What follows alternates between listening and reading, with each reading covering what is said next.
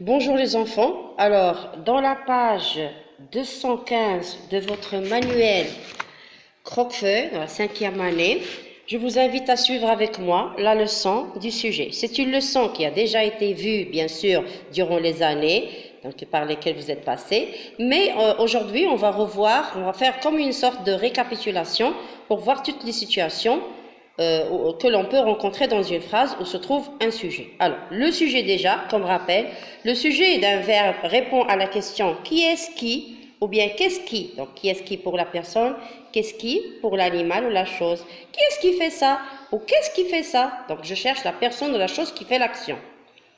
Il peut être encadré avec par exemple, Samir qui dort, c'est le chien qui aboie, ou ce sont les enfants qui jouent, ou ce sont les chiens qui aboient. Donc là, c'est le singulier, là, c'est le pluriel. Un sujet peut être le sujet de plusieurs verbes. On peut avoir un seul sujet avec plusieurs actions. Il fait plusieurs actions. Ça nous rappelle la phrase complexe.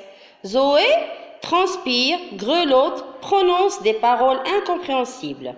D'accord? 3 actions et bien sûr, ça s'accorde avec Zoé, c'est une fille. Un verbe peut avoir plusieurs sujets. Regardez.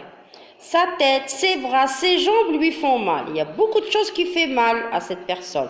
Sa tête, ses bras et ses jambes lui font mal. Un seul verbe, mais plusieurs sujets qui font la même action. Le sujet est le plus souvent placé devant le verbe, mais il peut en être séparé par un complément. Ça veut dire toujours dans la phrase, on a sujet, verbe, complément.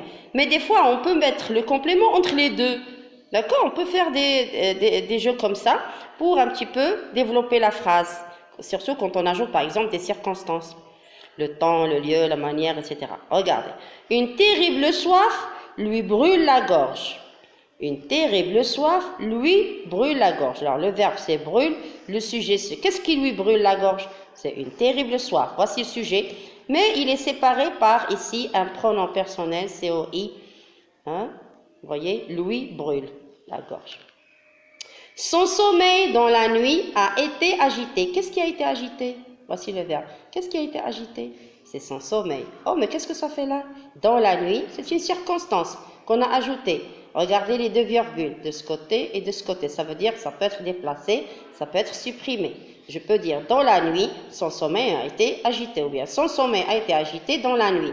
Donc je peux la mettre au milieu. Donc je sépare le sujet du verbe. Il faudra faire très attention. C'est pour cela qu'il faut toujours poser la question. Qui est-ce qui fait l'action? Ou c'est qui fait l'action? C'est clair? On y va. Dans certaines phrases déclaratives ou interrogatives, le sujet peut être placé derrière le sujet, plutôt derrière le verbe, ça peut arriver. Du fond de la pièce, lui parviennent des bribes de conversation. Qu'est-ce qui lui parvient? Est-ce que c'est le fond de la pièce qui lui parvient? Non, ce sont des bribes de conversation. Ça veut dire que je n'entends pas très bien ce qui se passe entre ces personnes qui parlent. J'entends que des bribes, d'accord? Que quelques paroles. Lui parviennent des bribes, ce sont les bribes qui lui parviennent. Regardez comme il est placé derrière. Ce sont des façons de former des phrases un peu spéciales, mais ça existe. Depuis combien de temps est-elle ainsi? Rappelez-vous, la phrase interrogative est l'inversion de sujet. Le sujet se place là, regardez le trait d'union pour marquer l'inversion et on n'oublie pas le point d'interrogation. Le sujet fait varier le verbe, c'est-à-dire si le sujet est au pluriel, le verbe s'écrit au pluriel. Si le sujet est au singulier, le verbe s'écrit au singulier. S'il est féminin, le verbe s'accorde au féminin quand il est avec un auxiliaire F.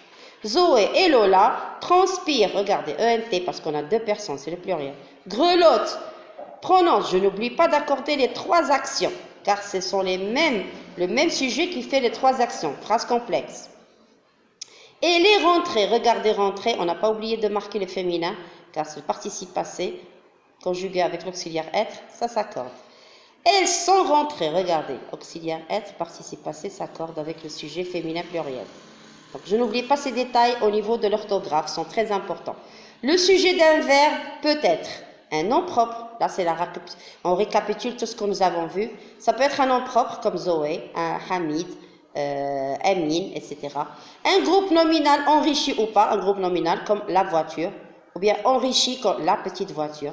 Alors regardez ici les exemples. Ses yeux, c'est un groupe nominal qui n'est pas enrichi. Déterminant, non, égale groupe nominal. Ou bien une terrible soif. C'est la soif, une soif qui est terrible. On a ajouté un adjectif pour enrichir. D'accord? Ou bien des élèves du collège. Voici le groupe nominal qui est enrichi par un complément du nom. Tout ça, c'est le sujet. Les élèves du collège passent l'examen. Tout ça, c'est le sujet.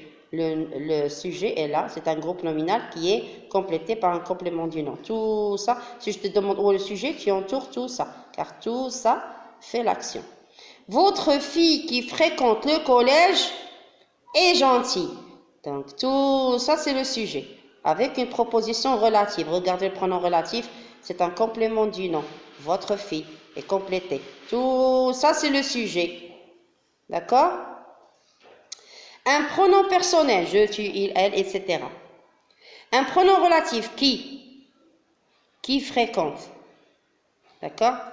D'autres pronoms, certains élèves jouent, certains oiseaux ne volent pas car ils sont malades, certains oiseaux restent cachés quand il y a de la pluie, comme ça. Donc certains, là c'est un déterminant, mais il y a d'autres situations où certains est sujet.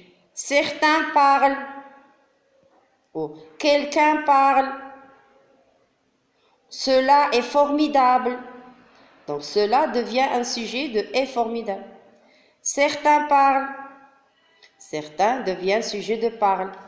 Dormir. Un verbe à l'infinitif. Dormir. Dormir est une bonne chose, mais pas toujours.